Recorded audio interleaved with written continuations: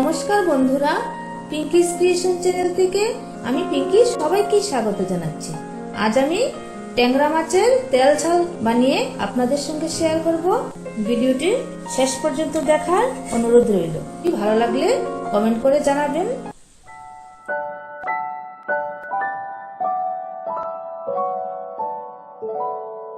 এখানে আমি 500 গ্রাম ট্যাংরা মাছ নিয়েছি, মাঝারি সাইজের।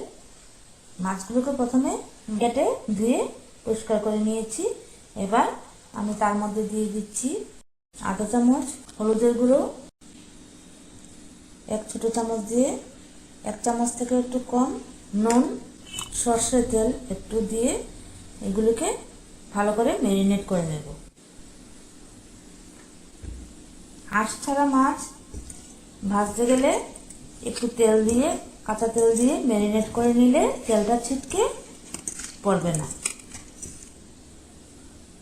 এখানে আমি একটা টমেটো মাঝারি সাইজের আর 2টো পেঁয়াজ, আদা এগুলো কুচি করে রেখেছি, 3টে শুকনো লঙ্কা রেখেছি, কাঁচা লঙ্কা কয়েকটা আর 3 টুকরো রসুন নিয়েছি।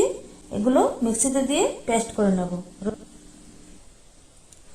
এই পেস্ট করা উপকরণের মধ্যে দিয়ে দিচ্ছি আধা চামচ জিরা পাউডার, আধা চামচ ধনিয়া পাউডার দিয়ে এগুলিকে একটু সময় এভাবে রেখে দেব মিক্সড করে।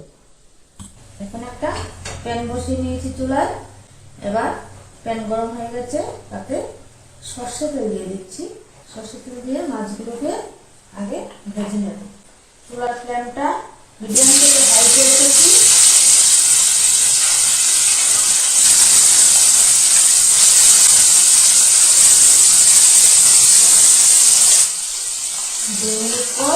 মাছগুলোকে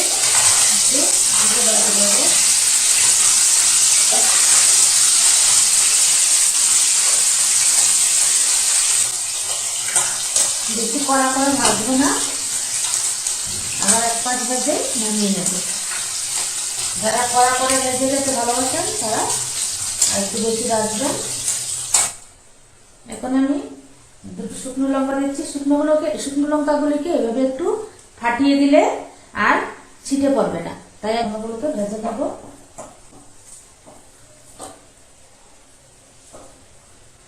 ফোড়নের জন্য একটু কালো জিরে দিয়ে নিচ্ছি।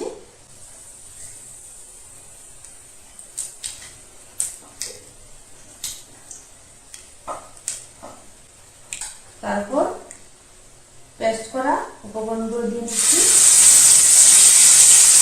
আজকে ইউজ করতে হয়নি, এখানে মাছটা রেখে অনেকটা রয়ে গেছে, তাই আমি আজকে দিই।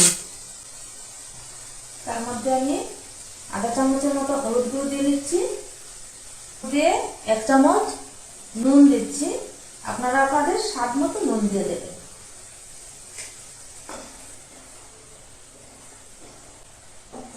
এবার ভালো করে কষিয়ে নেব।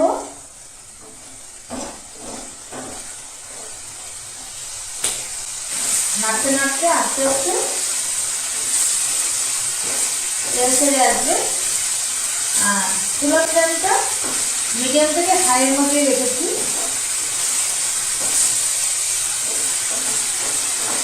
আমি এখানে লঙ্কা গুঁড়া ইউজ করিনি, আপনারা আপনাদের স্বাদ মতো লঙ্কা ইউজ করবেন, চাইলে গুঁড়াও ইউজ করতে পারবেন। মাছগুলো দিয়ে নিচ্ছি। এখন যে বাটিতে মশলাগুলো রেখেছিলাম পেস্ট করে, সেটা ধুয়ে জল দিয়ে দিচ্ছি।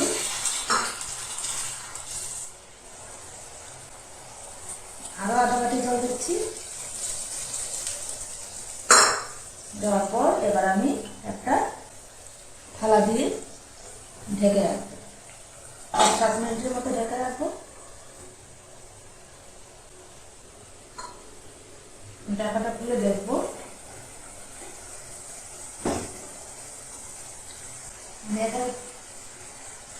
কাঁচা লঙ্কা দিয়ে দিচ্ছি।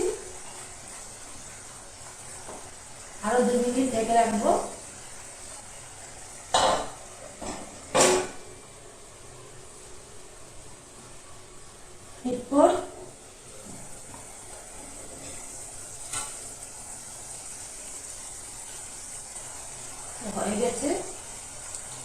এখন আমি এর মধ্যে ধনে পাতা দিয়ে দিচ্ছি।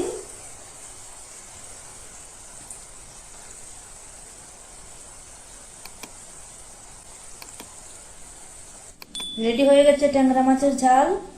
এখন আমি নামিয়ে নিয়েছি।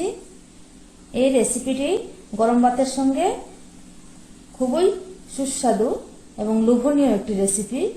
একবার এভাবে বানিয়ে খেলে রোজ বানিয়ে খেতে ইচ্ছে করবে। আর শীতের দিনে এই ট্যাংরা মাছ বাজারে খুব বেশি পাওয়া যায়।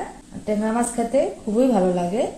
যারা ট্যাংরা মাছ খেতে পছন্দ করেন তারা অবশ্যই এভাবে বানিয়ে খাবেন, খেয়ে দেখবেন আর কমেন্ট করে জানাবেন।